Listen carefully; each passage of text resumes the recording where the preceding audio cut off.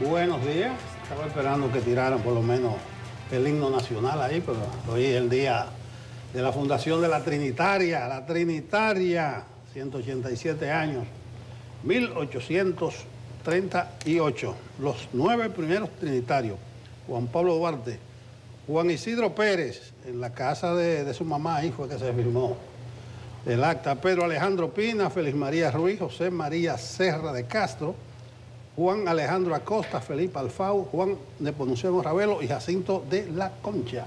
Esos fueron los 3 primeros trinitarios. Del juramento, implantar una república libre, soberana e independiente de toda dominación extranjera que se denominará República Dominicana. Ayer conmemoramos el día del fallecimiento de Duarte, hoy de la fundación de la Trinitaria. El Instituto Duartiano tiene su tradicional desayuno en esta mañana. Comienzo por ahí para que no se olvide, yo reitero, hay gente empeñada que no nos acordemos de nada de eso y que crean que Duarte fue una momia, una estatua. Quiero comenzar felicitando o saludando a Magín Díaz, el nuevo ministro de Hacienda. Los comentarios son favorables de la mayoría de sectores productivos. En lo personal, yo he perdido en el Caribe a uno de mis mejores articulistas. Una baja tiene en el Caribe. Magín, como buen caballero, me llamó ayer para decirme precisamente que se despide. Yo le dije, pues tú tienes ahí tu nicho cuando tú quieras volver o si quieres escribir como ministro de Hacienda. Los consabidos chistes nos entrecruzamos. Le dije que precisamente ayer aprobaron la fusión de Hacienda con el Ministerio de Economía, es decir, que él va a tener muchas funciones. Ambiéntate, Magín. Un saludo para ti, creo que es una ganancia neta de este gobierno por donde quiera que usted lo mire. Hoy se inician las festividades de las patronales de Santiago. 530 años cumple Santiago el día 25, siempre comienza 10, 12 días antes. Esta tarde a las 6:30 en la catedral está la primera actividad con el propósito de festejar el patrón Santiago. Las actividades terminan el día 25. A propósito de Santiago, el presidente Abinader vuelve hoy a la ciudad corazón. Tiene 8 actividades Abinader en Santiago hoy. Ninguna tiene que ver con la del patrón Santiago. Comienza a las 9:30 en el Centro de Convenciones de Utesa y termina a las 7 de la noche en el Parque Central en el inicio de Expo Maprosan. Si fuera en tiempo de campaña, Yanesi, a ti que te gusta la política, dijera una lectura. Debe estar flojo en Santiago el presidente, que va tanto. Pero yo creo que en este caso, lo que ha demostrado Abinader es una atención especial, muy especial para Santiago y la región. Le ha servido su comida aparte. No porque él sea de allá. Le ha dado su real valor de los aportes que tiene Santiago y el Cibao a la economía. Para los estudiosos, es un presidente trabajador. Para el pueblo, un hombre que rinde y mucho. Salúdenme al presidente por Santiago hoy. Oye, que tú vas para allá, Federico. Ahora saliendo de aquí. Para Santiago. Yo iré, atención Pizarro, el viernes voy para Santiago, a quien pueda interesar. Una información, recuerden que hoy cierra 5 estaciones del metro.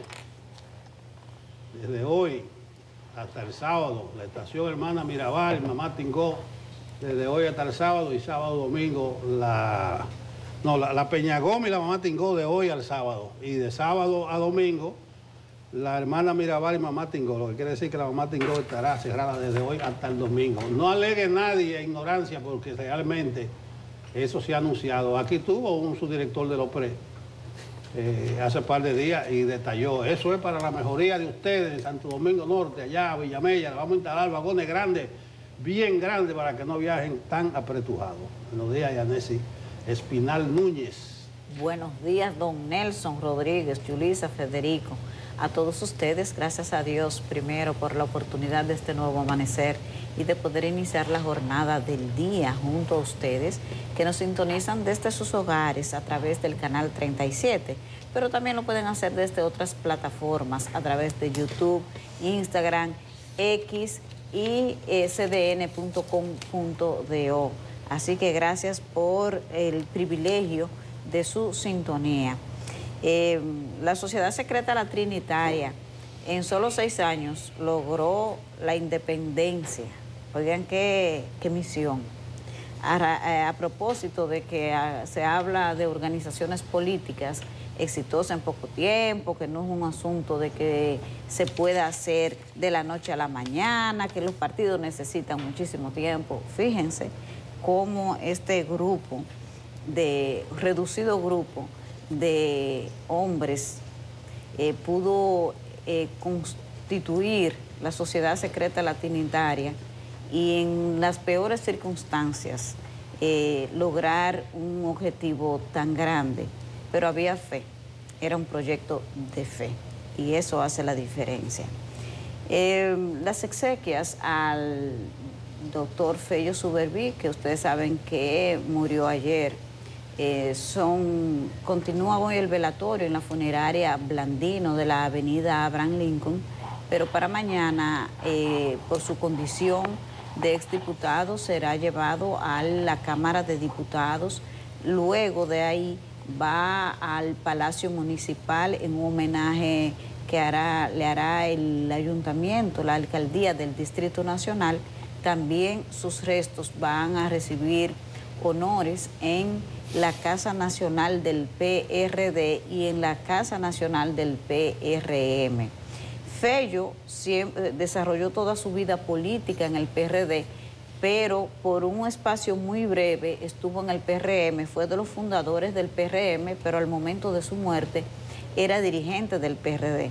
La razón por la que Fello se fue del PRM fue en el 2016, en el 2015 básicamente por un tema de la alcaldía, de la candidatura a la alcaldía del Distrito Nacional. Por lo tanto, es lógico, hay gente que no entendía el porqué de homenaje tanto en el PRD como en el Partido Revolucionario Moderno.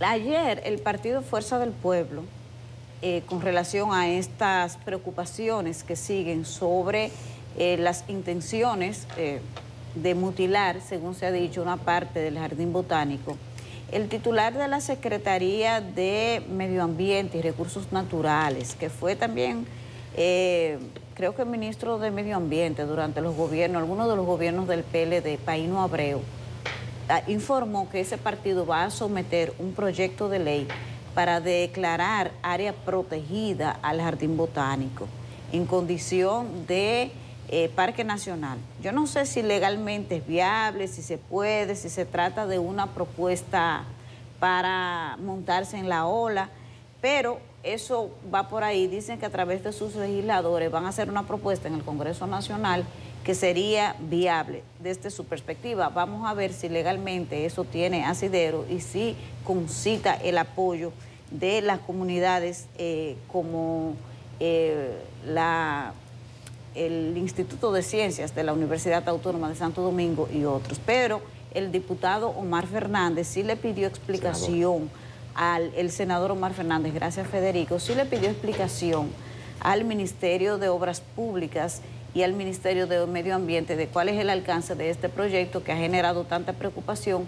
Incluso ya para el domingo hay una protesta convocada en el Parque del Jardín Botánico con la misma temática por la preocupación que ha generado esto de que una parte del Jardín Botánico, del terreno del Jardín Botánico, sería utilizado para ampliar la Avenida República de Colombia. Así va el tema. Esperemos que el informe que prometió el presidente Luis Abinader, que elaborarían obras públicas y el Ministerio de Medio Ambiente, no se tome tanto tiempo, porque eso no tiene ninguna otra respuesta que se diga que no, que eso no va a suceder y que fue un proyecto mal pensado, que eso no tiene asidero.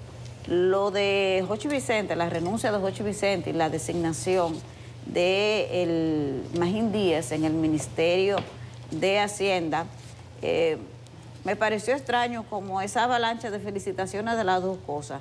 Muchísima gente felicitando a Jochi por el excelente trabajo. El propio presidente de la República escribió en sus cuentas reconociendo su trabajo. él hizo pública también la carta de renuncia y luego hay una avalancha todavía más amplia de felicitación al presidente Luis Abinader por la designación de Magín Díaz. Especialmente creo que esto trae mucha confianza, este nuevo funcionario, por quienes hemos visto que se han identificado quienes han identificado como una decisión positiva del presidente Luis Abinader de designar a Magín Díaz, un técnico calificado que, aunque hay sectores que han querido vincularlo a un sector político del país, la verdad es que no. Magín es un técnico que ha estado ahí y no es un activista político. Buenos días. Buenos días, Yanesi, Yulisa, don Nelson Rodríguez. Buenos días, amigos que nos sintonizan, que nos escuchan hoy 16 de julio. Añadir a lo que mis colegas indicaron con relación a la fundación de la Sociedad Secreta La Trinitaria, añadir dos cosas. Primero, que Juan Pablo Duarte tenía 25 años en ese momento. Un muchachito, 25 años. Y usted se puede imaginar, para los que tratan de denostar y descalificar el rol protagónico, impulsor y revolucionario de la juventud, imagínense lo que eran 25 años, que de hecho en su momento le decían la revolución de los muchachos. Y señalar también que la Trinitaria supo, el rol más destacado en ese periodo de 6 años que tú señalas, Yanesi, fue articular y establecer lazos, consensos, diálogos, acuerdos con sectores dispares, obtusos y opuestos entre sí. Negociar con los afrancesados, negociar con los ateros, negociar con los hispánicos, negociar con lo que querían Estados Unidos, negociar con todo y encima de estar en franca desventaja y minoría del punto de vista económico, laboral, de terratenientismo, de incluso hasta de edad y preponderancia, poder imponer la visión de que era necesaria una república libre, soberana e independiente. Contra todo pronóstico, un grupo de muchachos pudieron imponerse a la historia y doblegar el curso natural que, por cierto, trató de revertirse 20 años después. Lord, a esos trinitarios que ese día se la jugaron y siempre lo hicieron a cambio de nada, porque no pasaron factura. En Estados Unidos, Donald Trump tiene el rancho ardiendo a lo interno del partido, del movimiento MAGA, con el tema del borrado o de la no presentación o de decir que no existe la lista de Epstein, en el sentido de que era de los pilares de ese movimiento tratar de exponer a la opinión pública en el tema de teoría de conspiración, los vínculos del establishment con el señor Epstein y su paraíso de pedofilia que tenía en su isla. Y sin embargo, de repente, esa artillería que fue usada contra los demócratas, resulta que no, ahora no existe la lista. Y lo menos es que en el Congreso sus propios legisladores le están cuestionando. Hay amenaza de revuelta a lo interno, no por temas políticos, sino por temas ideológicos. Señalar que la relatora de la ONU, Francesca Albanese, el día de ayer, la relatora de la ONU para Palestina, el día de ayer en Bogotá, pidió a todos los países del mundo suspender relaciones con Israel. Esa, por cierto, Albanese, que tiene serios problemas con el señor Donald Trump y su gobierno. Y bueno, se están radicalizando las posiciones en torno y en contra de Israel, pero sin embargo, mientras en el esquema del Consejo de Seguridad de la ONU, un país en específico siempre le apoye, todo quedará absolutamente inamovible. Sumarme a las felicitaciones que han dado mis compañeros por la designación de Magín Díaz al frente del Ministerio de Hacienda, aunque, dice el decreto 386, Ministerio de Hacienda, aunque en el día de ayer ya fue aprobada y solo queda pendiente la promulgación, la ley que crea el Ministerio de Hacienda y Economía, por lo que se presume que por un tecnicismo de la Consultoría Jurídica del Ejecutivo, válido, en este caso válido, habrá que Magín fue designado para un ministerio que en breve dejará de serlo y que será un superministerio esta vez, porque en el día de ayer, con la aprobación de esa ley, de ese decreto, de la primera lectura de esta ley, fue derogada la 496-06 que crea el Ministerio de Economía. Así que Magín Díaz estará al frente de ese superministerio en un momento crítico. Las ponderaciones que han hecho los sectores productivos, esos que también criticaron por la resiedumbre y la firmeza con que se desempeñó en su rol de policía tributario cuando estuvo al frente de la Dirección General de Impuestos Internos. Esos que le criticaban lo rígido que era, son los que hoy están aplaudiendo su llegada al ministerio. Por algo será. El presidente, aunque hablaremos sobre eso, el presidente tomó una correcta decisión en ese sentido. El Código Laboral sigue en el limbo, la legislatura se va acabando. El ministro de Trabajo, Eddie Olivares, dice que va y que va sin cesantía, que no hay nada que discutir con la cesantía, dijo ayer en una reunión con los empresarios. No sé cuál es el esquema de negociación que hay, cuál es el formato y la conceptualización de negociación que en el Ministerio de Trabajo, si se está negociando algo que entrada se dice que no se va a cambiar. Y por último, también los senadores el día de ayer aprobaron en primera lectura la ley que modifica la Dirección Nacional de Inteligencia, esa que fue rechazada por el Tribunal Constitucional.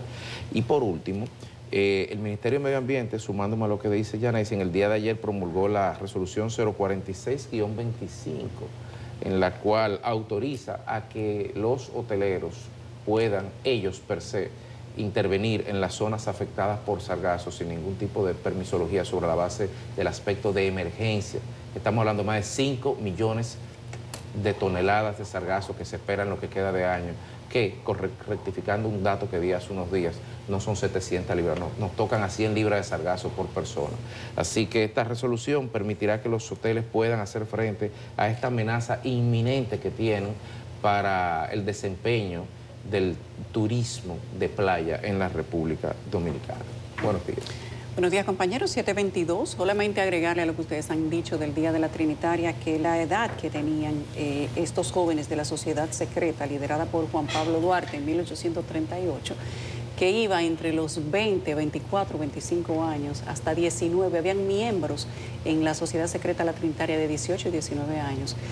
Hacen recordar el mensaje para la sociedad dominicana de este momento, que tiene más de 400.000 personas que no estudian, no trabajan y no saben lo que fue la Sociedad Secreta La Trinitaria, que se puede hacer algo más que no hacer nada. Ayer veíamos nosotros cómo se modificaba el estilo del atraco y que a un joven en Mano Guayabo no solo le quitaban el motor en un atraco, sino que también lo galleteaban, lo cacheteaban, le daban sus 7 galletas. Y la policía actuó rápidamente, pero la actuación fue definitiva. Parece que era un delincuente que tenía a la policía medio harto, con J, y lo que hicieron fue darle para abajo, lo mataron. Le pidieron a los otros que si ellos quieren que se entreguen, si no, lo van a salir a buscar. Uno se entregó el día de ayer. Esta es la decisión que toman algunos jóvenes de esos 400.000 que tiene República Dominicana, que decidieron no hacer nada con su vida. Por eso cada vez que oigo hablar del servicio militar obligatorio, entiendo que todavía se puede hacer algo y que tal vez ese puede ser digamos que una forma o una opción o un plan B para quienes no tienen ningún plan. Ojalá que las autoridades del Ministerio de Educación, y que sea una política transversal del Estado, que no se olvide a la juventud quiénes fueron los miembros de la Trinitaria, qué edades tenían y cuál fue el significado trascendental que tuvo para República Dominicana que estos jóvenes decidieran hacer un cambio por su país, el cambio más grande que le dio inicio a la República Dominicana y que nos permitió tener hoy el país que tenemos. Mejor a veces, peor de vez en cuando, pero que ahora simplemente depende de los dominicanos y antes no era de esa manera. Nelson hablaba ahorita de diferentes cierres y suspensiones que hay en el transporte, pues le sumo uno más a ese, Nelson, que es el cierre del puente flotante, que va a ser hoy de 10 de la mañana a 1 de la tarde, porque habrá paso de embarcaciones de gran calado. Más adelante les voy a hablar de por qué todavía República Dominicana sigue teniendo un puente flotante alquilado.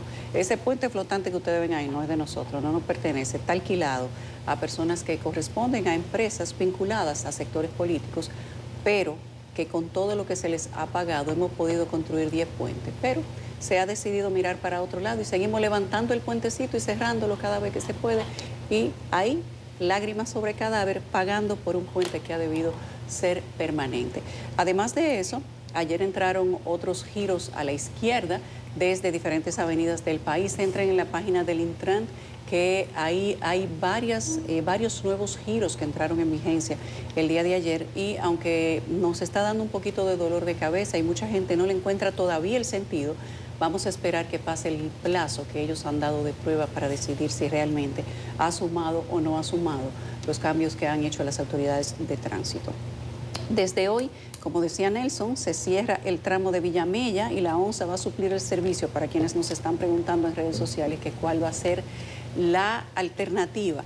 Pues este tramo del metro de toda la zona de Villamella va a estar cerrado. Ustedes verán las filas ahí, porque ya cuando usted se acostumbra a un metro no quiere volver a una ONSA, pero tienen que cogerlo con calma porque varios días eso va a estar cerrado. Hay un aviso que nos han pedido amigos de Neiva que les ayudemos a difundir y es la extensión de la Universidad de la UAS que no se ha entregado en Neiva. Vamos a ver si producción puede poner la foto.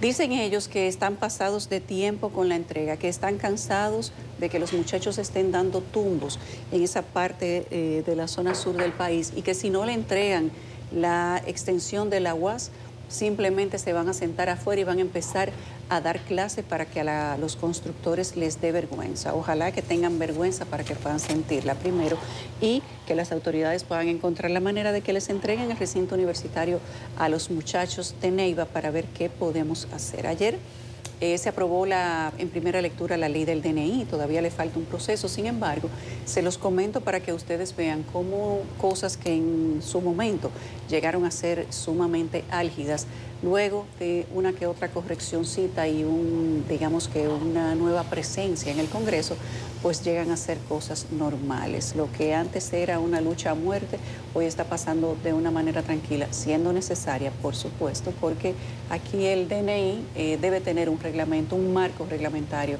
que le permita accionar de buena manera. Antes eso era simplemente lo que ustedes conocen, la oficina de caliezaje del gobierno de Trujillo, del de Balaguer y de todos los demás que vinieron después de Balaguer. Pero con más discreción. Hasta el día de hoy, claro, ellos se cuidaban un poquito más, te vigilaban de un poquito más de lejos, con el teléfono, con caliese alrededor tuyo que antes andaban un poco diferente.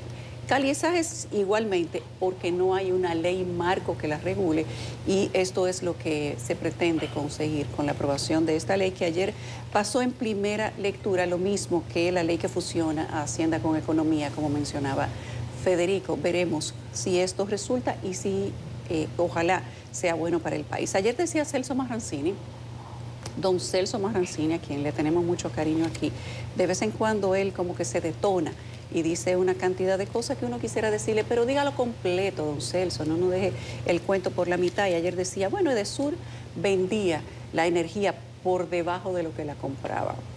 Bueno, no hay que saber mucha matemática para saber que eso quiebra cualquier negocio. Evidentemente así están las sedes, muchas de ellas en condiciones de quiebra. Y él decía, pero no era a las personas, a los usuarios, que muchas veces ciertamente tienen dificultades de pagar. Era a las grandes compañías, a los grandes consumidores y la diferencia que esto generaba ascendía a un monto de aproximadamente 10 millones de dólares. Lo que él está diciendo, que incluye una gran empresa en Santiago y una gran empresa en Montecristi, implicaría al menos algunas preguntas de las autoridades persecutoras y ojalá que las hagan, no a quienes compraban, porque a quien le venden bien que no compre, sino a quienes ofrecían, a quienes han entendido en todo momento y con todos estos expedientes que ustedes están viendo ahora, a pesar de que los nombres se supone que no se deberían usar, don Nelson, pero ahí están el Lobo, el Atlántico, el Medusa y todo eso. Ahí están las nuevas operaciones como la de los Lobos, que te dejan ver que siempre hay un mercado en el Estado para la corrupción y que ese mercado ha crecido de manera informal, tanto como el mercado formal por el que se paga impuesto en la DGI. Aquí la corrupción debería pagarle a la DGI porque probablemente la recaudación sería, como dicen todos los meses los funcionarios de aduana y de la DGI, histórica, por todos los casos que vemos nosotros diariamente y los que todavía no se conocen. Vamos a conocer las portadas, cuál es la información del día, de la mano del periódico El Caribe y CDN. Nuestro compañero Francisco Medrano está listo para contarnos cómo amanece el país. Adelante, Francisco. Hola, muy buenos días. Saludos a todo el equipo de Despierta con CDN y los amigos que están en sintonía con nosotros. Vamos de inmediato a colocar en su pantalla las informaciones que tiene en esta mañana el periódico El Caribe en su portada. Hablamos de la reforma laboral, ya que el gobierno reitera la cesantía se queda.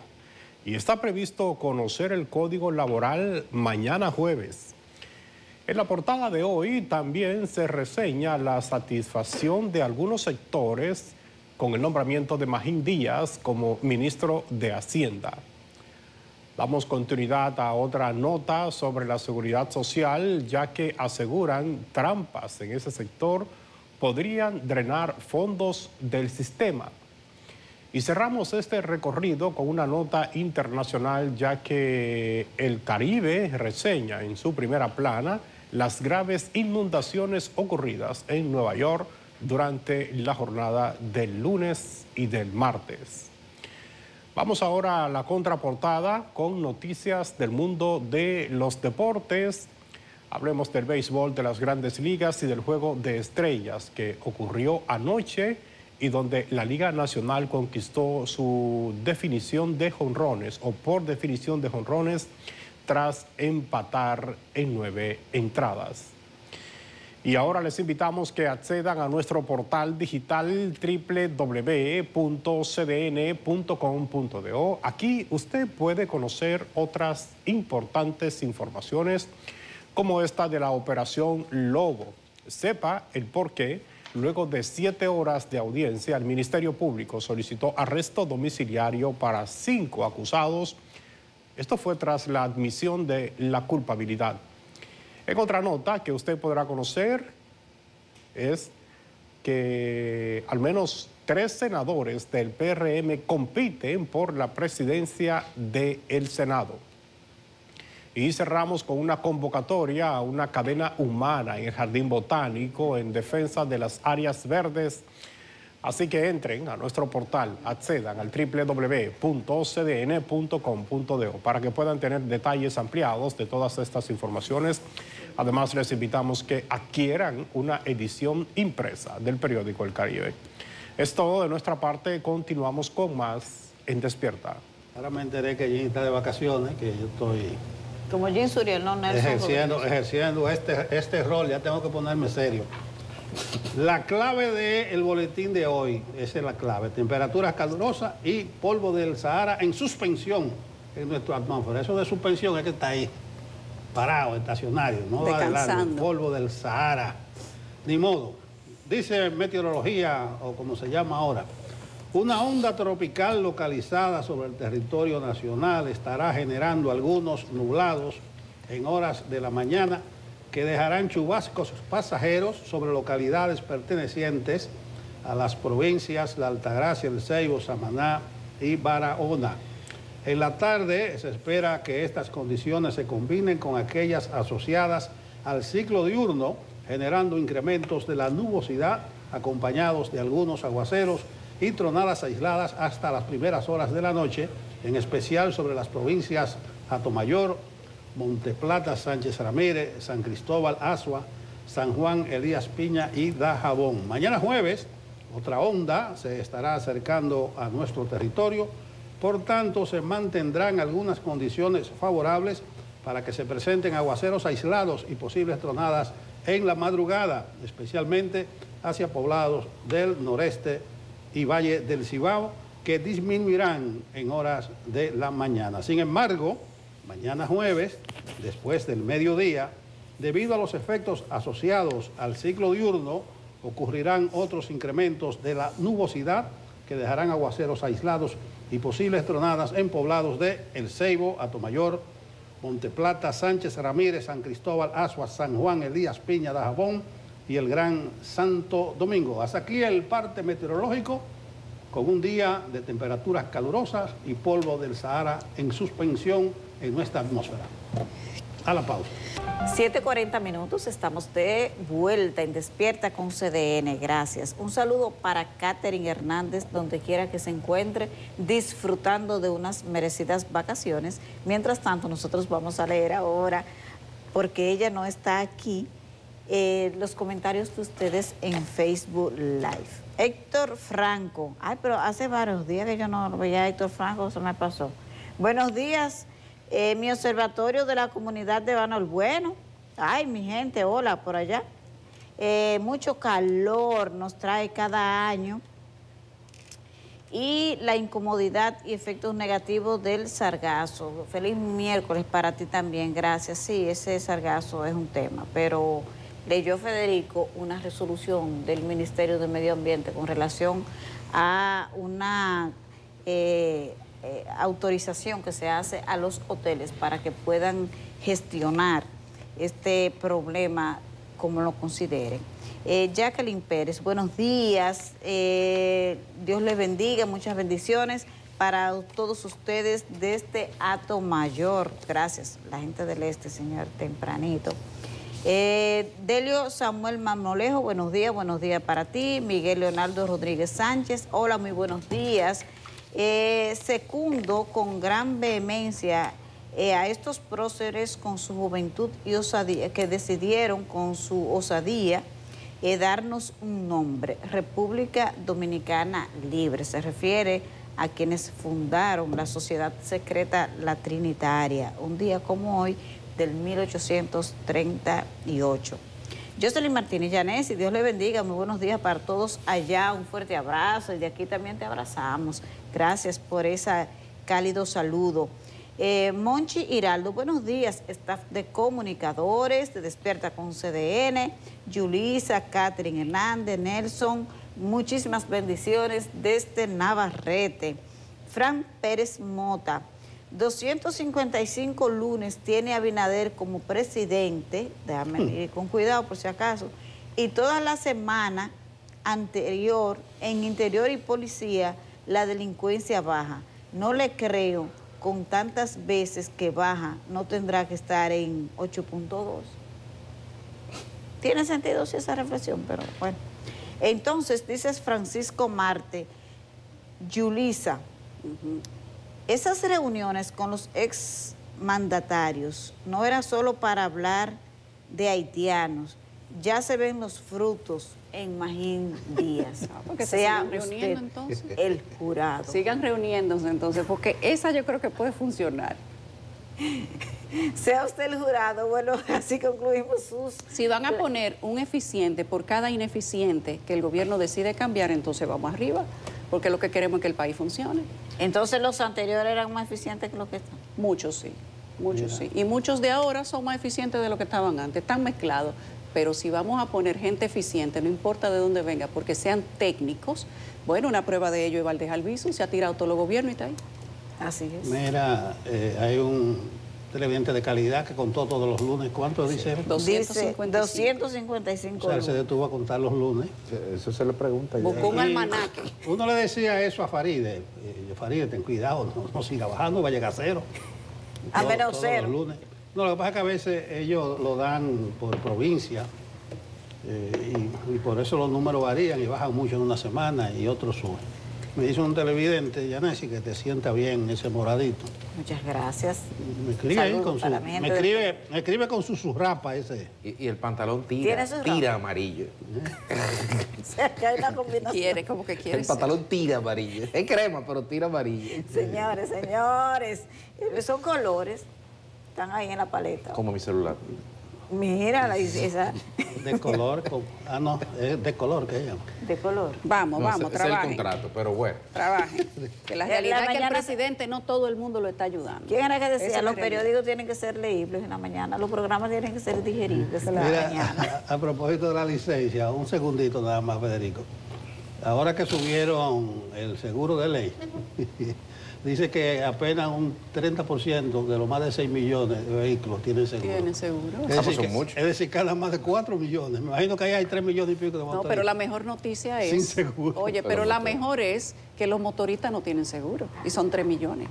Todavía mejor es que de esos 3 millones de motoristas, 10,000 y pico tienen licencia de conducir. Al día. Olvídese del seguro, licencia de conducir. O sea, que para usted comprar un motor, a usted no le exigen tener una licencia. Pero en el marco jurídico, para tener la licencia, no hay que tomar un examen ni coger un teórico. Es un trámite de tasa administrativa.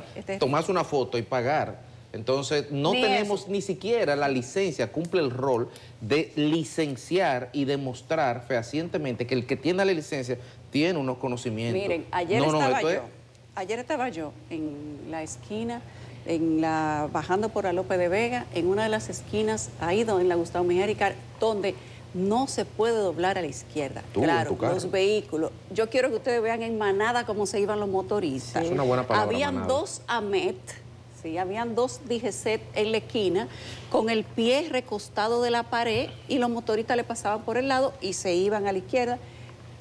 La verdad que fue que no me dio tiempo de grabarle el video porque yo quería sentir indignación, pero dije, no, ¿qué indignación va uno a sentir? Si ellos no saben lo que es indignación. Entonces, ojalá y que esa no sea la expresión más pura de lo que va a pasar aquí con el tránsito o de lo que ya está pasando. Reglas solamente para unos cuantos. Sí, unos cuantos, los que pagan. Y a propósito de problemas en el tránsito, el Ministerio de Obras Públicas informa a la ciudadanía que este miércoles cerrará el tránsito vehicular en el puente flotante sobre el río Fama por espacio de 3 horas, debido al paso programado de embarcaciones de gran calado. El cierre inicia desde las 10 de la mañana hasta la 1 de la tarde para facilitar la salida de 3 buques cuyas maniobras requieren la apertura completa del canal navegable. La entidad exhorta a los conductores, usuarios habituales de esta vía, a tomar las previsiones del lugar y utilizar rutas alternas a fin de evitar contratiempos durante el horario indicado. Tome nota, lo que me llama la atención que es la salida de 3 buques, pero yo no recuerdo cuándo abrieron el puente para que entraran esos 3 buques. A lo mejor fue un fin de semana, un domingo y no lo anunciaron. Lo que yo no entiendo es la fascinación. Bueno, aquí hay unos componentes navieros, de carta de ruta, marina de guerra y todo eso. Pero lo que yo no entiendo es la fascinación de esta administración por complicarle la vida a la gente en horarios diurnos.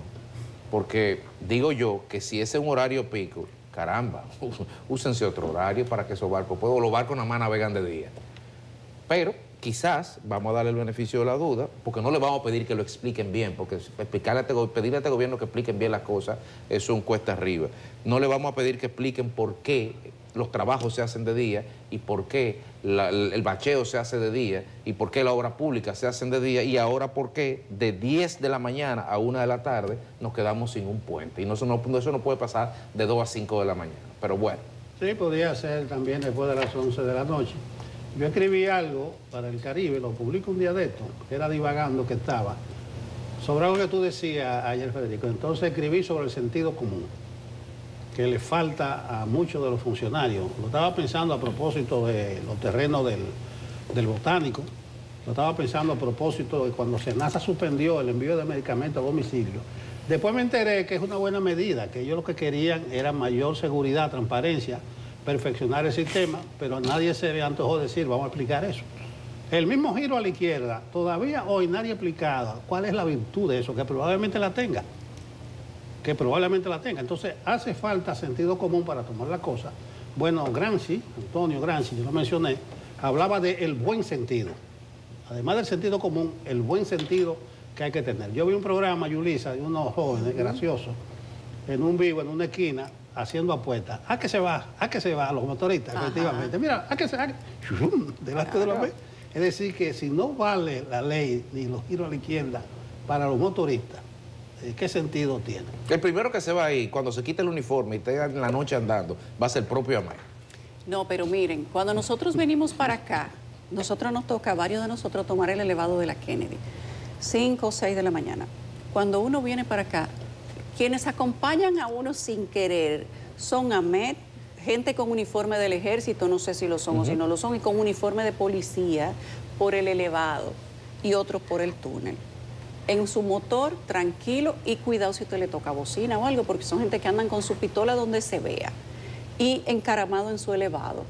Y entonces, díganme ustedes, si las mismas autoridades, al menos unos pocos, no digo que la totalidad, pero si los que incumplen de la misma autoridad no reciben ninguna sanción y ellos son los que están llamados a hacer cumplir la ley, ¿qué le queda a uno como simple ciudadano?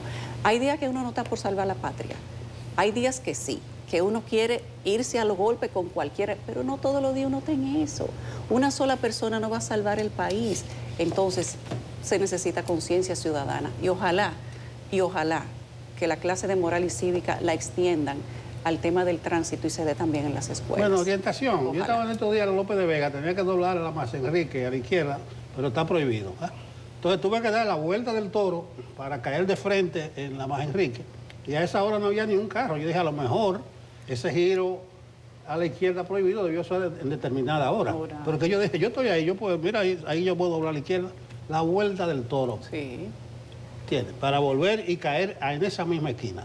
Yo creo que, recuérdense que de los expertos que trajeron para el análisis del tránsito, hay unos que son brasileños. El tránsito, el peor país del tránsito es Brasil, sobre todo es Sao Paulo. Ojalá y que dicen que uno de ellos tiene 6 años viviendo fuera de Sao Paulo. O sea que yo tampoco sé qué es lo que puede pasar ahí. Tampoco quiero profundizar mucho en eso porque de corazón yo quiero que funcione. Yo quiero que todo lo que se ha hecho funcione. Y no solo eso, que funcione también, que se puedan hacer o tomar otras medidas. Pero ojalá que quienes están decidiendo cosas como estas, que decidieron hacer un plan nuevo en vez de aplicar una ley que ya está, hayan tomado en consideración cuál es la realidad del tránsito de este país y que en consecuencia de eso se hayan tomado esas medidas y ojalá que funcionen. Pero parece que no incluyeron, entre el cumplimiento de las medidas, no incluyeron a los motoristas y no incluyeron al transporte público, porque solamente los que pagamos para estar en la calle somos a los que se nos está imponiendo el cumplimiento de esos nuevos giros a la izquierda o de la prohibición de los giros a la izquierda. El problema de la educación ciudadana, que me están comparando estos giros a la izquierda con países desarrollados y sociedades organizadas, eso no se vale. Ya te dije, no se vale. Quienes están decidiendo lo que se va a hacer en el tránsito de República Dominicana, algunos vinieron de Sao Paulo, la ciudad con el peor tránsito y donde nada ha funcionado. Con eso le digo todo, pero quiero que funcione. Ay Dios, eso, cuando escucho que Yulisa dice eso, me acuerdo de muchos profesores venezolanos dando cátedra, escribiendo artículos de cómo es que se hace consenso político y ese tipo de cosas. Entonces, como que me disculpan con la chama, me perdonan, pero es que así no, o sea, Dios mío. No hay más información porque ese del tránsito es la de nunca acabar. Los motoristas son la nueva pandemia, la plaga, lo que ustedes quieran, una manada, y yo no veo que estén haciendo absolutamente nada para resolver esto. Pero mientras tanto, con relación a la designación de Magín Díaz, al menos 8 destacadas figuras que pertenecen al Partido de la Liberación Dominicana o que estuvieron en sus gobiernos, creo que es lo que quiere decir esta nota, ocupan cargos en la administración del presidente Luis Abinader. A la lista que continúa los nombres como Julio César Valentín, que ustedes saben que fue una figura muy relevante del PLD, es el superintendente de seguros, y también Víctor Suárez, embajador en el Vaticano. También está Magín Díaz, fue designado, pero lo que se ha dicho sobre él es que fue funcionario en los gobiernos del presidente Danilo Medina, mas no se le puede atribuir que sea un miembro del Partido de la Liberación Dominicana. También hay otros nombres como el ministro de Cultura, Roberto Salcedo, el embajador de la República Dominicana en Panamá, también Roberto Salcedo, y están otros miembros que forman parte, como Alexis Victoria Yep, sí, que está en el Consejo de Directores del Banco de Reservas. Eddie Montaz renunció al PLD y es también un funcionario del gobierno del Partido de Revolucionario Moderno.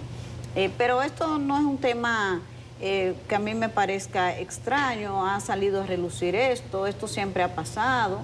Aquí ya hablábamos del gobernador del Banco Central, Héctor Valdés Albizu. Y Juan Manuel Méndez. Y Juan Manuel Méndez, que son personas que por su capacidad técnica y su vocación de servicio, no hay forma de que por el hecho de que se cambie solo de gobierno, pues haya que sustituirlos en la administración pública. Lo que sí me parece relevante con relación a este tema de la renuncia de Jochi Vicente es que desde que se anunció la fusión del Ministerio de Economía, Planificación y Desarrollo con el Ministerio de Hacienda, que ayer ya se concretó mediante una ley que pues, se aprobó en el Congreso, son las renuncias de funcionarios. Es lógico, parece lógico, claro que sí, que por ejemplo Paveliza haya renunciado como ministro de Economía, dado que ese ministerio deja de existir. Igual renunciaron otros 2 viceministros del Ministerio de Economía, la viceministra Dilia Leticia, Jorge Mera y Jeffrey Lizardo. Me parece que es poco común que ocurra aquí, porque lo que se hubiese esperado, por lo menos en el caso de los viceministros, es que fueran reubicados en este nuevo superministerio de Hacienda y Economía, pero no ocurrió así.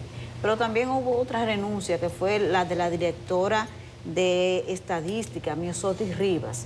Renunció y este año la designaron, bueno, ella es funcionaria ahora de la CEPAL, y la designación, la renuncia de Jochi Vicente, que ya es un cargo mucho más relevante y se supone que no tenía por qué hacerlo, claro que está en su autonomía, pero lo que llama la atención es que los funcionarios del área de la economía, ministro y viceministro, que tienen que ver con el tema de la distribución presupuestaria, la aplicación del presupuesto en Hacienda y Economía, pues han renunciado, tanto los ministros como los viceministros. Eso es un dato que llama la atención. Yo creo que si un gobierno puede recoger las capacidades de la gente de otro gobierno, es muy positivo para el país. Ojalá que eso fuera así, ya que se habla de la continuidad del Estado.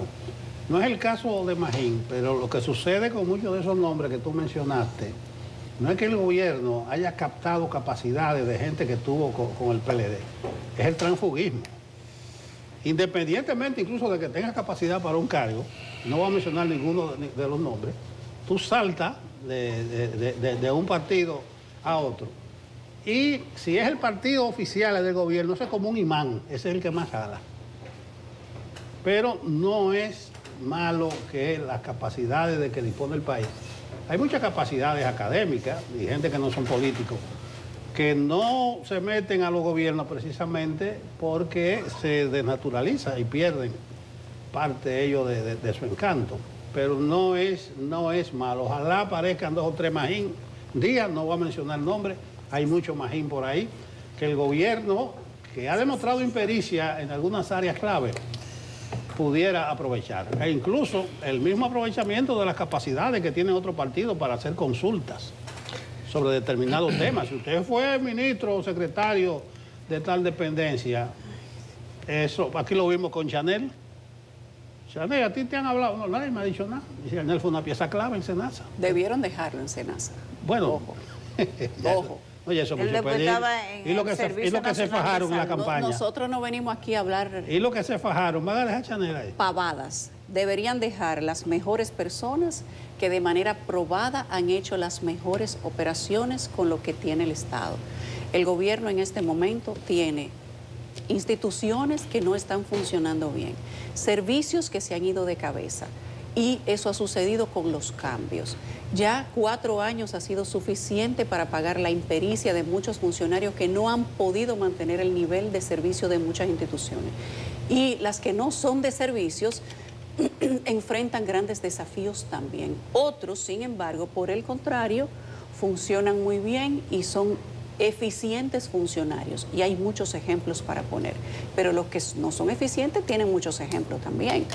Lo del Senasa, bueno, si no fuera por el dinero del gobierno y esos 2 millones de personas que le introdujeron, tal vez estaríamos hablando de otra cosa. Pero las realidades se juzgan en su contexto. A Senasa no le está yendo bien. Y usted ve el director de Senasa, que lo he visto yo. Nadie me lo ha contado. con 7 guardaespaldas llegando a cualquier tipo de restaurante. ¿Qué le van a atracar al director de SENASA? Díganme, honestamente, no tiene que ver, esto no es personal. A nosotros no nos pagan aquí para ser graciosos ni para ser populares. Nosotros estamos aquí para decir la verdad. En el caso de Jochi Vicente debió renunciar en el momento que se cayó la reforma fiscal, ustedes lo saben. No estoy diciendo nada que sea similar a inventar el agua tibia. Su capacidad como ministro se vio lesionada, lacerada y todas sus capacidades estuvieron puestas a prueba. Es más, la salida de Jochi Vicente fue una conversación recurrente a partir de ese episodio. Él tendrá sus razones por qué no lo hizo, se lo habrán pedido, le habrán dicho quédate, lo que sea, pero creo que por parte de él fue loable no hacer algo contrario a lo que se le había pedido en ese momento, porque de que su salida se habló en el momento de la reforma y él pudo haberse ido. No lo hizo, cargó con una carga negativa de todo este tiempo a partir de que se cayó esa reforma, pero él debió haberse ido en ese momento. No le pasó la reforma. La economía del país en este momento está ralentizada. No estoy diciendo nada que todo el mundo no sepa y que no se hable callado en todas partes. La gente no está contenta con la situación económica del país. Probablemente se va a dinamizar en los próximos días o meses o semanas. Entiendo que sí y ojalá. El presidente Abinader es un buen presidente, es una buena persona y ojalá que pueda trasladar todas sus buenas intenciones a la operatividad del país. Pero hay muchos funcionarios que no lo ayudan. He mencionado solo un par, pero la lista es larga. Y el presidente es una sola persona y sus buenas intenciones no pueden manejar solamente un país, hay que gobernar.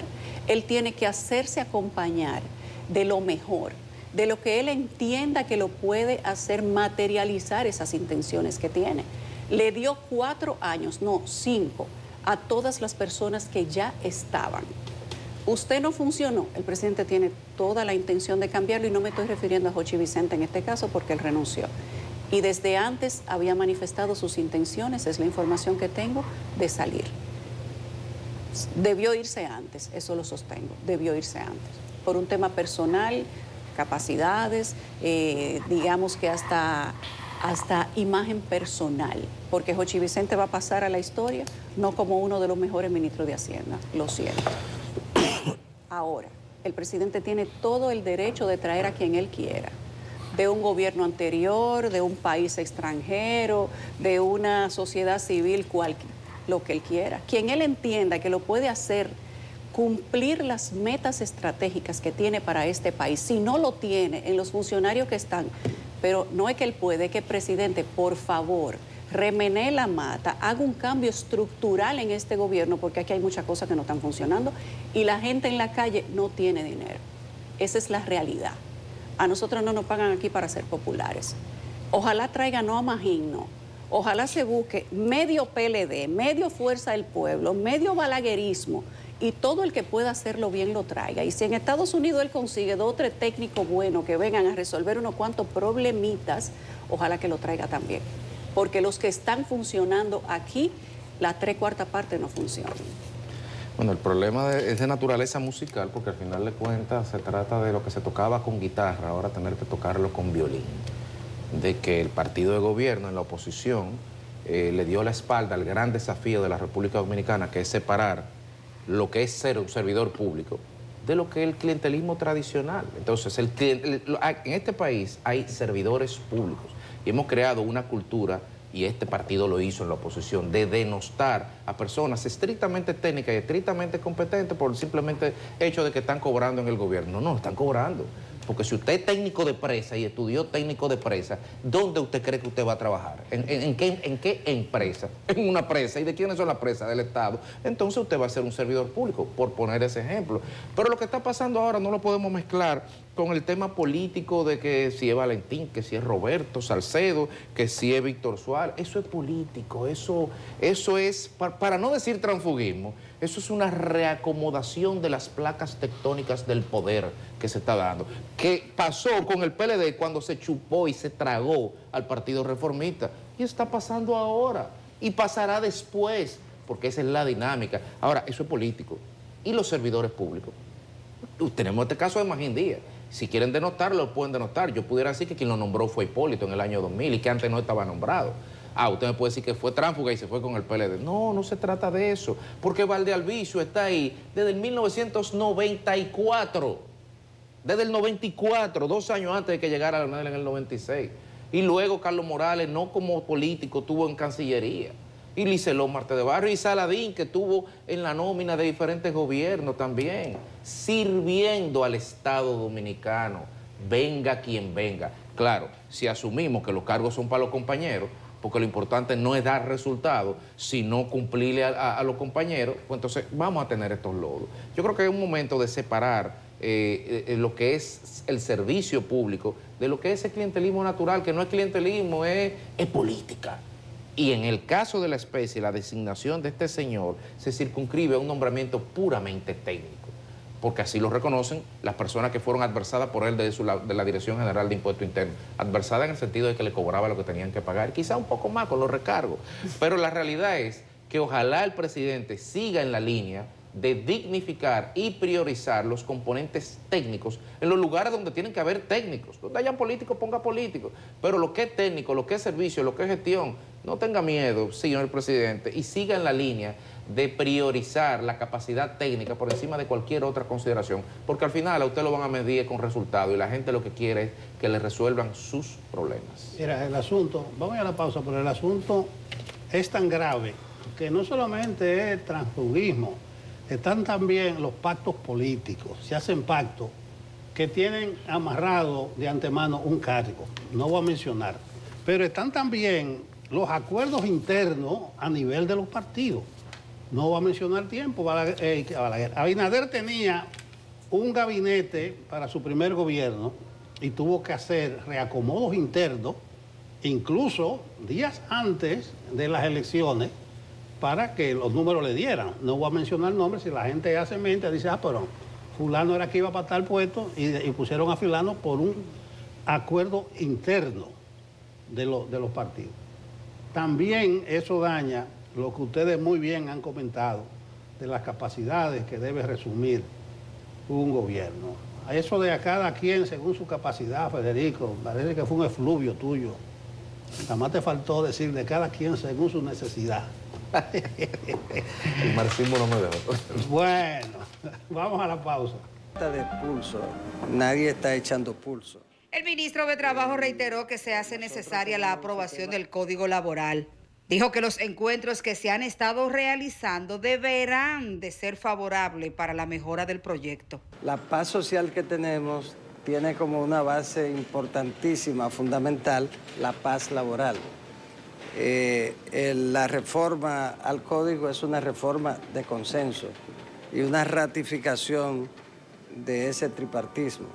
En consecuencia, los reparos que haya que hacer, que de hecho ya se van consensuando, son los que van a conducir hacia la aprobación del Código con el respaldo de todos los sectores. Hemos abogado. El sector empresarial envió al Senado 11 puntos para su revisión, entre ellos la figura del juez conciliador y el tema de la cesantía para el sector de zonas francas. Algunas sugerencias válidas del sector empresarial porque se discutieron, se consensuaron y en ese sentido los legisladores lo toman muy en cuenta y nosotros lo valoramos mucho porque necesitamos que ese código sea aprobado en la actual legislatura. Desde el gobierno están cerrados en que se toque la cesantía, derechos ganados por los trabajadores. La cesantía no es un tema de discusión, ni tampoco los empresarios han solicitado que la cesantía sea eliminada, eso tampoco.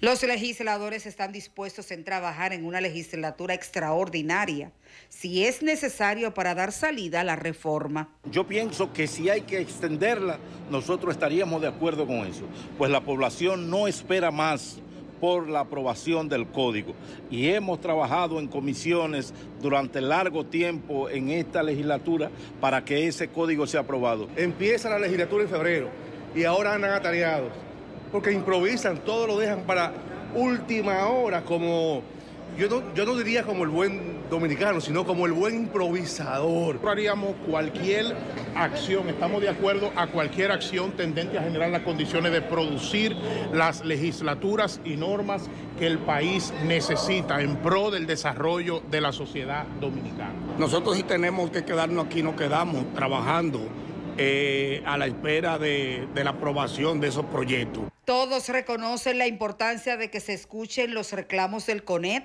y a otras 85 organizaciones empresariales. Claudia Rodríguez, CDN. Con 33 años de vigencia, la Ley 1692, Código Laboral, está siendo sujeto de un proceso amplio de consultas y debates de cara a su modificación y actualización a la realidad del 2025. Se ha hablado de consenso, de diálogo tripartito, intentos de consenso, denuncias de imposición, pero en definitiva hay un acuerdo generalizado en que el código tiene que promulgarse. La discusión es cuál código necesita la sociedad dominicana, sobre todo con los aprestos del presidente de que sea aprobado en esta legislatura. Con nosotros quizás para ver en poco tiempo todas las aristas que pueden tocar en este tema está el doctor Martín Bretón, especialista en Derecho Laboral y Seguridad Social y es presidente de la Asociación Dominicana de Derecho del Trabajo y de la Seguridad Social y expresidente mundial de la Sociedad Internacional del Derecho de Trabajo y la Seguridad Social. Buenos días, doctor Martín Bretón. Gracias por estar aquí. ¿Cuál es el concepto desde el punto de vista académico, desde el punto de vista procesal laboral, desde el punto de vista de los intereses encontrados entre los trabajadores que trabajan, los empresarios que contratan trabajadores, cómo se plantea este nuevo proyecto de código laboral? ¿Realmente puede responder las necesidades de la sociedad dominicana? Bueno, buenos días, muchas gracias por la invitación y quiero hacer el disclaimer de que vengo aquí como experto en Derecho del Trabajo, profesor universitario, y a pesar de que soy y he sido asesor del sector empleador en el proceso de reforma, vengo aquí más como académico. En la situación actual que está pasando la aprobación del proyecto del Código de Trabajo, se me asemeja muchísimo a lo que pasó con el Código de Trabajo en el proyecto que depositó el entonces doctor Joaquín Balaguer en el 1991 y que pasó por la Cámara de Diputados en aquel entonces. Los diputados del 1991 hicieron una modificación importantísima al proyecto original depositado y eso provocó que volvieran al diálogo tripartito que dio motivo a que tuviéramos el Código de Trabajo de 1992, donde los tres sectores discutieron uno y cada uno de los artículos que tenemos hoy en el Código de Trabajo. Lo digo porque a pesar de la apertura que ha mantenido el Senado de la República, tanto su presidente como el presidente de la comisión, el senador Duluc, lo que se aprobó en primera lectura en el Senado de la República dista mucho de lo que sería una modificación apropiada del Código de Trabajo. Desde siempre, desde que se depositó el proyecto el año pasado, el Poder Ejecutivo depositó el proyecto, el sector empleador ha señalado que este proyecto que se depositó no contiene, ese proyecto no está totalmente consensuado porque, a decir del sector empleador, muchas de las inclusiones que están ahí en el proyecto no fueron consensuadas. Por ejemplo, aumento de las sanciones, duplicando sanciones y creando nuevas infracciones. El tema de los trabajadores domésticos, eso no se discutió nunca. Y sobre todo, el sector empleador ha señalado que muchas de las cuestiones que estaban sobre la mesa, no hubo un momento de cierre de las discusiones.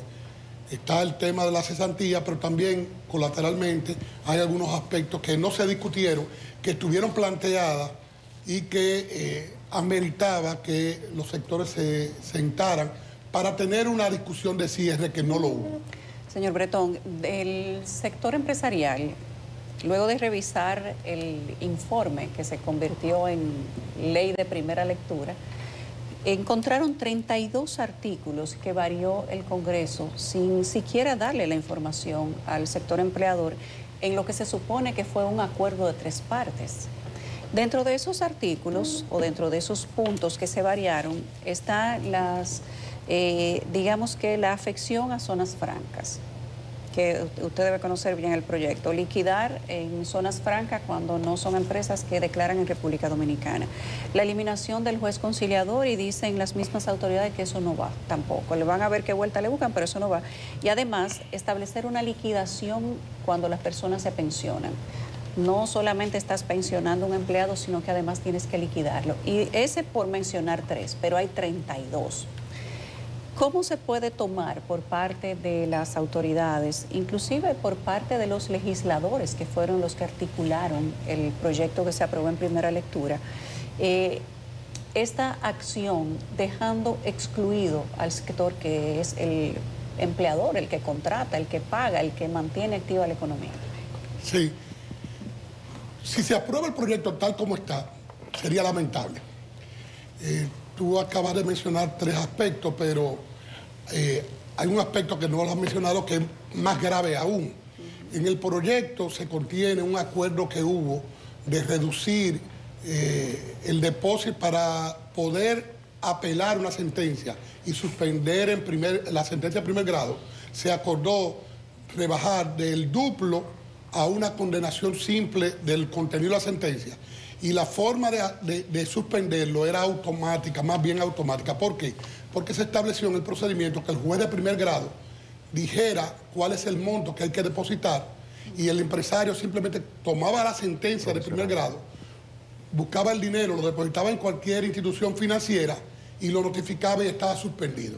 En el proyecto se establece un procedimiento peor del contenido actualmente en el Código de Trabajo actual. ¿Por qué?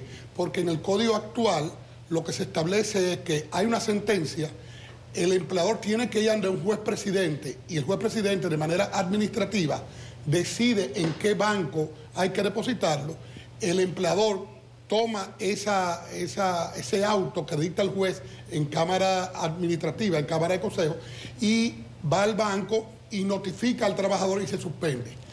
En el proyecto que aprobó el Senado se requiere que haya una demanda en referimiento donde se convoque al trabajador, se convoque al juez y previa a una audiencia se decida si se debe suspender o no. Eso es lo que va a obligar a que se ejecute la sentencia y por tanto eso no puede ser aprobado porque le crearía un daño mayor de lo que tenemos actualmente en el Código de Trabajo. Además de esto, hay una serie de prohibiciones que se eliminan del Código de Trabajo que pueden traer intranquilidad a lo interno de la empresa.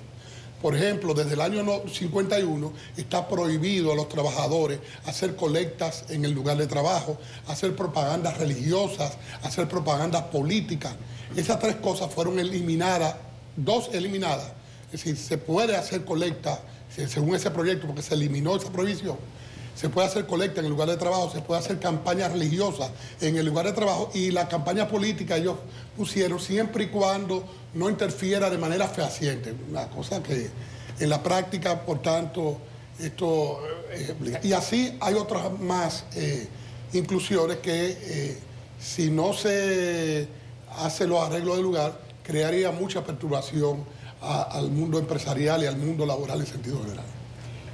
Vimos al ministro de Trabajo en la declaración antes de su intervención decir de manera tajante que no, que la cesantía no se toca, pero es uno de los principales puntos, o el principal punto que genera el choque. Desde su perspectiva, ¿cuál sería una salida que le permitiría al gobierno, porque eso tiene un costo político,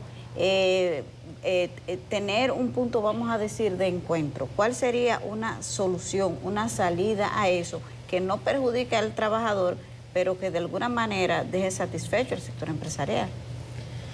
El gobierno ha sido reiterativo, no solamente el ministro actual, sino el ministro anterior y el mismo presidente de la República, en el sentido de que deben preservarse los derechos de los trabajadores y han señalado los ministros que el tema de la cesantía es intocable. Sin embargo, yo desde el punto de vista académico lo he señalado varias veces. El problema de que no hubo sesiones de cierre del diálogo ha provocado que no se planteen otros tipos de medidas que no implicaría cambiar la cesantía de forma drástica. Hay un tema muy importante, el artículo 86, el sector empleador dice, este artículo 86 que cuando no se paguen las prestaciones en los 10 días que dice el Código de Trabajo que deben pagarse, ese artículo del Código del 92 señala que hay que pagar un día de retardo hasta que acabe los casos. Y ha pasado en la práctica que prestaciones de 30,000, 40,000 pesos se han convertido en millones de pesos. El sector empleador ha dicho, vamos a ponerle un límite a esa cesantía, establezcamos un límite a esa cesantía. Y esa es una medida que no afecta el monto de la cesantía, pero que debe ser oído porque ciertamente muchas pequeñas, micro y empresas medianas se han visto afectadas porque no le han puesto límite a ese famoso artículo 86. Yo creo que hay una unanimidad de los estudiosos del derecho del trabajo, jueces, profesores, que han señalado que a ese artículo 86 hay que ponerle un límite. Y los legisladores saben que deben hacerlo. Entonces, tocar eso sin tocar la cesantía puede hacer. Igualmente, hay una serie de medidas. El sector empleador ha planteado 8 medidas. Poner tope al monto calculado, tope en los años y una serie de cuestiones. Pero hay otros temas que yo pienso que se pueden ejecutar sin que eso implique reducción de cesantía. Me explico. Prepagar la cesantía. La cesantía, si la calculamos, es 21 días por cada año de trabajo. Eso más o menos es un 6-7% del salario. Hay empleadores que estarían dispuestos a pagar previo a cuando contratan al trabajador cada mes el monto de la cesantía y ponerlo en una cuenta individual del trabajador para que el trabajador vaya acumulando esos recursos y en la hora de terminar el contrato de trabajo y no estar empleado, ese trabajador pueda tomar ese dinero que va teniendo acumulado mensualmente para poder utilizarlo en caso de que esté desempleado. ¿Qué se logra con esto? Los empleadores logran que no haya pasivo laboral, que lo que trabajen en un año, las empresas sepan cuánto ganaron y puedan en cualquier momento poder terminar la relación laboral sin tener que erogar grandes fondos. Esas empresas, por ejemplo, tecnológicas, empresas zona franca, hoteles nuevos, yo creo que pudieran utilizar eso. La otra parte tiene que ver con el fomento del empleo. Desde hace tiempo, desde el gobierno pasado, y este gobierno también lo ha implementado, el gobierno tiene planes pilotos de fomento de los planes de juventud, en los cuales el gobierno le paga el salario a los trabajadores jóvenes para que puedan tener una primera experiencia de trabajo. La gran mayoría de los jóvenes tienen el desempleo juvenil es el doble del desempleo de las personas en edad adulta. Igualmente, el 53% de los trabajadores dominicanos están en el sector informal. ¿Por qué no establecer que durante el primer año de que un joven comience a trabajar en la empresa, si el empleador lo inscribe en la seguridad social, ¿por qué ese primer año no se paga? No establecemos que si el empleador le paga la seguridad social, que es un 14% de salario, no se pague cesantía por una primera vez para poder facilitar que los jóvenes tengan acceso al empleo. Y otras medidas más que se pueden hacer. Martín, tú no eres un concertador, un conciliador, tú lo que eres un experto en la materia. Pero sí te voy a hacer una pregunta que tiene que ver cómo armonizar el actual impasse, cómo salir a camino, porque ahora se ha creado una situación muy particular. Tú decías con razón que debió haber un cierre de ese proceso de diálogo, de concertación. No hubo ese cierre, se dijo, dejémoslo pendiente y se va sin la cesantía. Pero ahora lo que hubo en el Congreso, en este caso del Senado, fue, como dicen en las elecciones de los fraudes, un vaciado. Llegó un informe alterno y lo vaciaron ahí. Entonces se ha creado una situación delicadísima. Yo decía ayer, Abinader no puede insistir tanto en que se va a aprobar ahora, porque cuando le llegue esa cosa con tanto punto señala a Yulisa 32, es lo que debe darle a su consultor jurídico, revíseme eso, contraste, confronte, para después decir. Porque hay puntos delicadísimos, esos que se han mencionado. Ahora bien, se han perdido aparentemente 12, 13 años de discusión. ¿Cuál sería tu propuesta armonizadora ahora?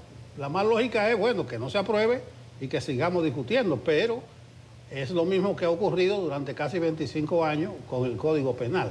¿Qué tú sugerirías en este momento? Te digo, tú no eres ningún conciliador, tú lo que eres un especialista, pero aparentemente hay una situación sumamente delicada que podría llevar a situaciones también sumamente delicadas en el país en materia laboral, de la economía, etcétera, etcétera. Yo quiero señalar que pude ser un testigo de excepción en la aprobación del Código de Trabajo de 1992. Yo me gradué en el año 91 de Derecho y el que era profesor y director de mi carrera, profesor de Derecho del Trabajo, el doctor Rafael Albuquerque, lo nombraron ministro de Trabajo y yo fui a acompañarlo. Y en esa virtud yo fui partícipe con él del diálogo tripartito del Código de Trabajo. Y posteriormente fui al sector privado y volví a ser viceministro en el año 2000-2004. Es decir, que yo tengo, diríamos, experiencia en el tema de la concertación. Y soy un amante de la concertación. El clima que hay en nuestro país de diálogo permanente entre empleador, trabajador y gobierno es un clima que mucha gente lo envidia en otros países. En muy pocos países hay este nivel de comunicación permanente entre los actores sociales. Lo que hemos señalado y de forma reiterada lo estamos diciendo, deben sentarse de nuevo para cerrar el diálogo. Los empleadores nunca le dijeron, miren, ya no va a haber cesantía. Hagan otra propuesta que no sea cesantía. Vamos a discutir otros temas que no sea la cesantía y vamos a buscarle la vuelta para que logremos una firma de cierre. En un escenario así pueden surgir otras opciones, como la he señalado, y otras más. Y yo pienso que lo que conviene para que el código sea, en unos próximos 20 años, no hablar de modificación. Porque si se aprueba lo que está ahora mismo. Yo quiero llamar la atención de esto. En el proyecto de código y en la aprobación que hubo en el Senado, se señala que hay que pagar por cada uno de los trabajadores envueltos en un determinado infracción del empleador. El empleador debe pagar hasta 24 salarios mínimos aplicables por cada uno de los trabajadores. Por ejemplo, si una empresa no tiene planilla de personal fijo, actualmente la multa máxima por no tener una planilla de personal fijo son 3 salarios mínimos. Es decir, que si la empresa es más o menos grande, pequeña, lo que sea, 30.000 el salario mínimo mayor, ahora son 90.000. Ahora, si la empresa tiene 40 trabajadores, se le duplica de 3 a 6, es decir, 150 por cada uno de los trabajadores.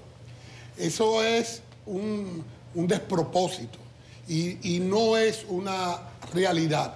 He participado activamente tanto en el Ministerio de Trabajo como fuera, como abogado de empleador y abogado de trabajadores.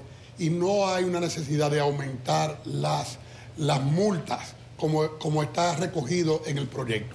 Porque el código señala que un empleador que no cumpla la próxima...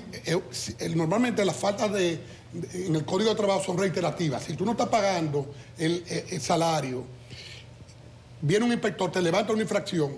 Si tú vuelves el mes que viene y no sigues pagando lo que debe pagar, te puede levantar otra infracción. Y el código señala que cada vez que lo condenen se le aumenta la multa un 50%.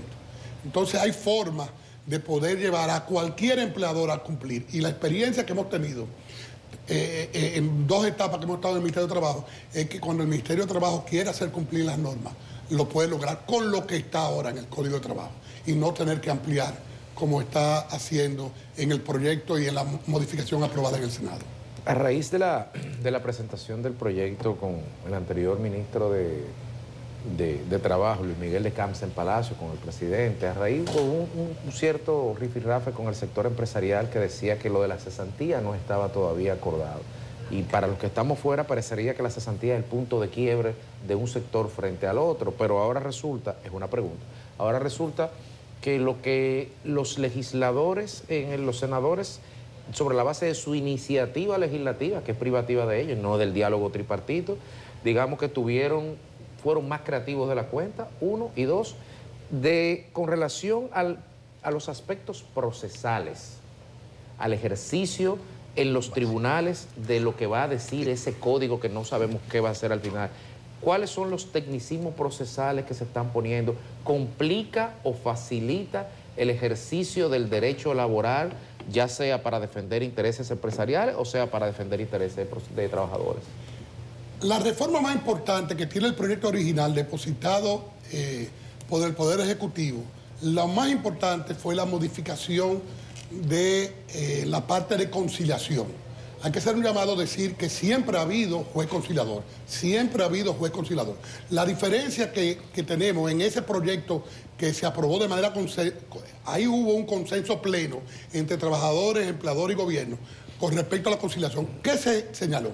Se señaló que el juez que sea el conciliador no es el mismo juez que conozca el fondo. Y esto es muy importante porque lo que hemos sabido es que cuando el juez que va a conocer el fondo está conciliando, los mismos abogados y las partes no señalan la intención de conciliar porque pareciera que estuvieran débil en su defensa hacia el fondo. Y por eso esa es una cuestión vital que originalmente, y quiero decirlo porque se ha señalado que eso aumentaría mucho, lo que se acordó originalmente era que cuando hay tribunales divididos en salas, como pasa en la capital, como pasa en San Pedro de Macorís, como pasa en Santiago de los Caballeros, que hay diferentes salas, lo que habíamos acordado originalmente es que haya juez conciliador y juez de conocimiento del fondo. Igualmente, a los vocales, que ahora mismo son personas que no tienen una preparación, se le iba a preparar para que pudiera ayudar a la conciliación. Y se le daba una serie de poderes a ese juez conciliador para que combinara las partes, buscara la forma de que se llegara a un acuerdo. Porque en derecho del trabajo se aplica esa máxima muy importante, que es mejor un arreglo que un pleito. Si un trabajador recibe su dinero lo más rápido posible, lo va a recibir cuando está desempleado, cuando lo necesita. No importa lo que él acuerde, porque él va a acordar, es él que va a acordar. Y ese dinero va a representar una ayuda porque él ahora mismo está desempleado y no está recibiendo. Igualmente, el empleador que paga y termina el litigio no va a tener que pagar abogado, porque el empleador siempre pierde. El empleador si gana, tiene que pagar su abogado. Si pierde, tiene que pagar su abogado, el abogado contrario y al trabajador. Por tanto, hay un buen espacio para que haya conciliación y eso fue eliminado totalmente por los legisladores en esa primera aprobación. ¿Pero por qué? ¿Pero cuál es el objeto? ¿Cuál es la justificación para haber eliminado todo eso? Hay una formal y es que al necesitar un juez conciliador, en principio pudiera decirse que se está duplicando la cantidad de jueces de primer grado. Y lo que le estamos diciendo es, bueno, vamos a hacer el juez conciliador en aquellos tribunales donde haya diferentes jueces para que haya un juez conciliador y otro de fondo. Y la otra, que es la que no se dice, y es muy importante, es que esta reforma en la conciliación le quita mucho negocio a abogados que defienden trabajadores, que están provocando el litigio, que llevan el litigio a unos lugares que no debe ser. Y esas medidas que de común acuerdo llegaron a acuerdo trabajadores, empleadores y gobierno, limitan el poder de esos abogados que han hecho negocio. Mira, Martín, del procedimiento laboral. Nos dicen que terminamos, pero un televidente, uno anda manipulando estos aparaticos, pero en estos tiempos los televidentes se integran y preguntan. Brevemente, tú dijiste aquello de la cesantía, de ir depositando la fracción correspondiente. Este televidente me recuerda que eso es un engaño, porque la discusión está en el tiempo tuyo, cuando tú te vas a cancelar 10, 12 años, no es acumulando el salario de ese momento. Dice que hay una trampa. El último salario. Bueno, no es una trampa, elimina la distorsión que hay en el mercado de trabajo dominicano. ¿Qué pasa en el mercado de trabajo? Brevemente. Sí, muy brevemente. En el mercado de trabajo, como está la cesantía actualmente, tú tienes 4 años y 5 meses y a ti te tocan 21 días por cada año, que son 4 por 21, 84 días. Si el empleador te deja acumular 5 años, tú pasas de 84 a 115 porque te toca 23 días por cada año. ¿Qué pasa en la práctica? Que la gran mayoría de los trabajadores dominicanos, la inmensa mayoría de los contratos de trabajo dominicanos no duran 5 años. Eso está pasando porque la cesantía está así.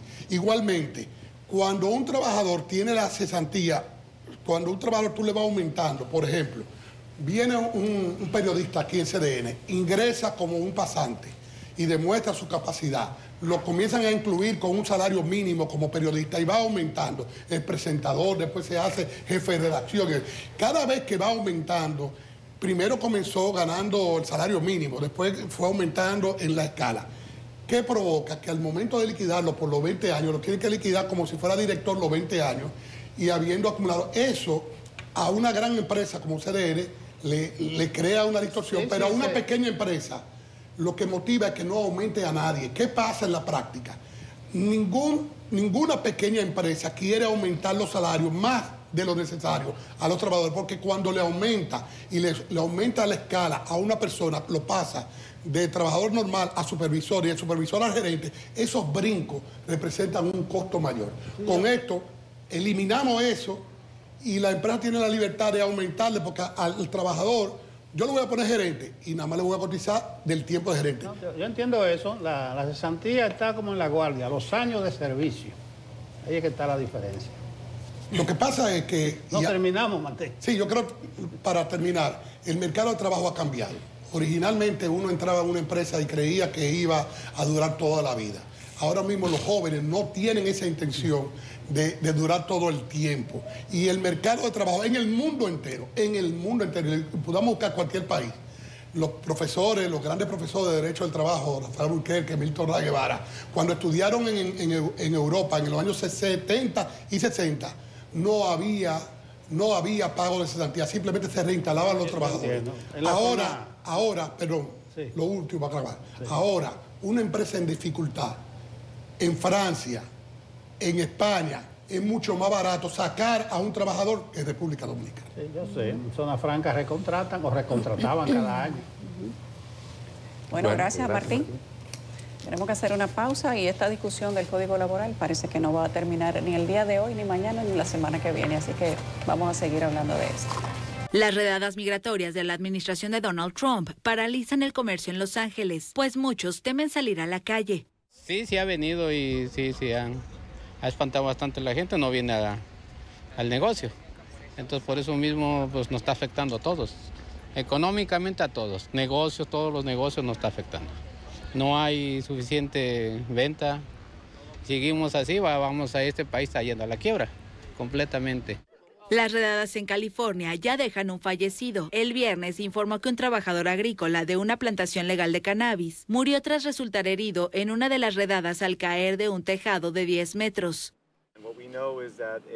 Sabemos que uno de los trabajadores de la plantación Glass House fue trasladado al hospital. Su familia me informó que se encontraba en la UCI y esta mañana confirmaron su fallecimiento.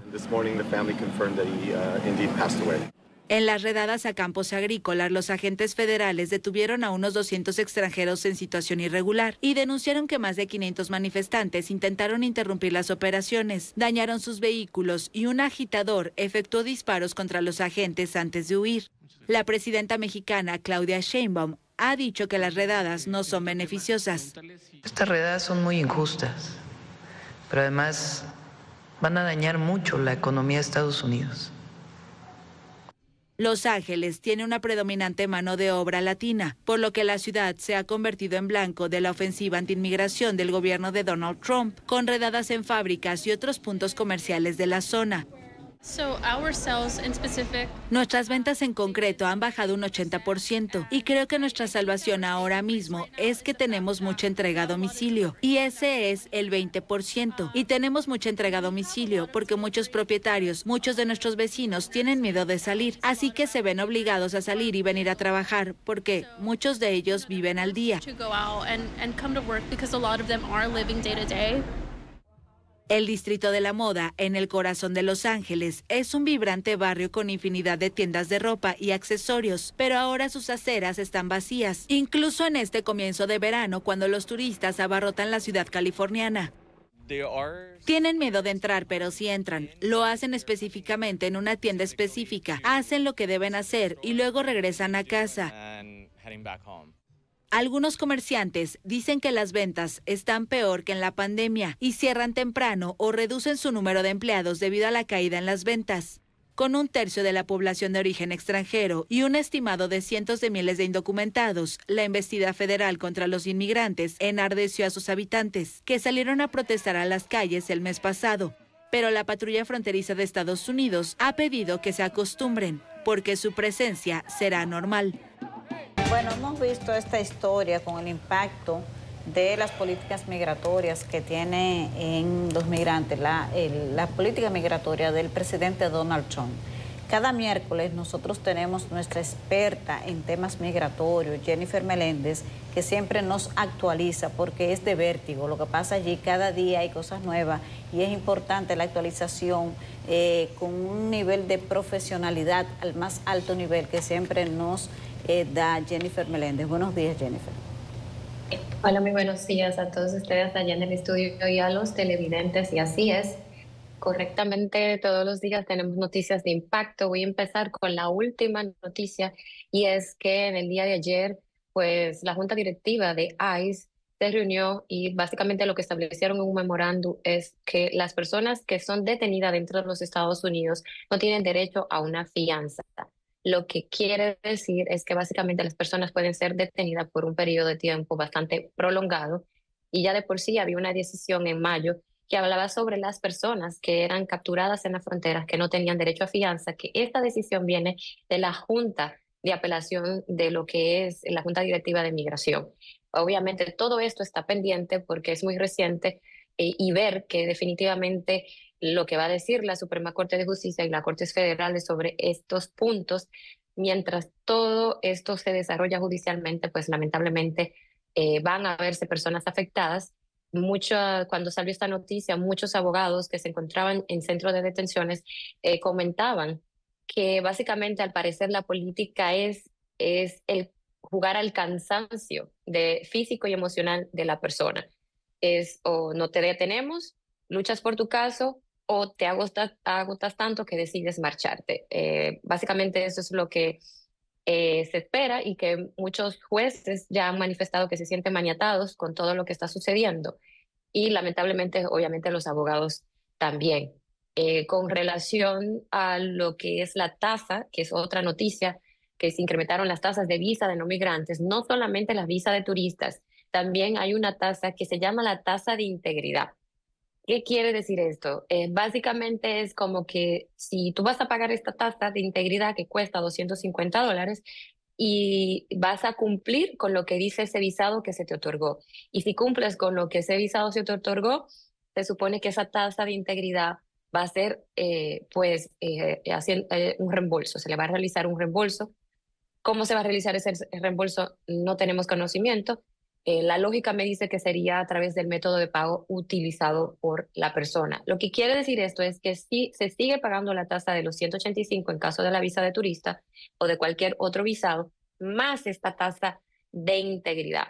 Definitivamente incrementa los costos, pero para que entiendan, no es que es una tasa incrementada, sino que son dos tasas ahora que hay que pagar.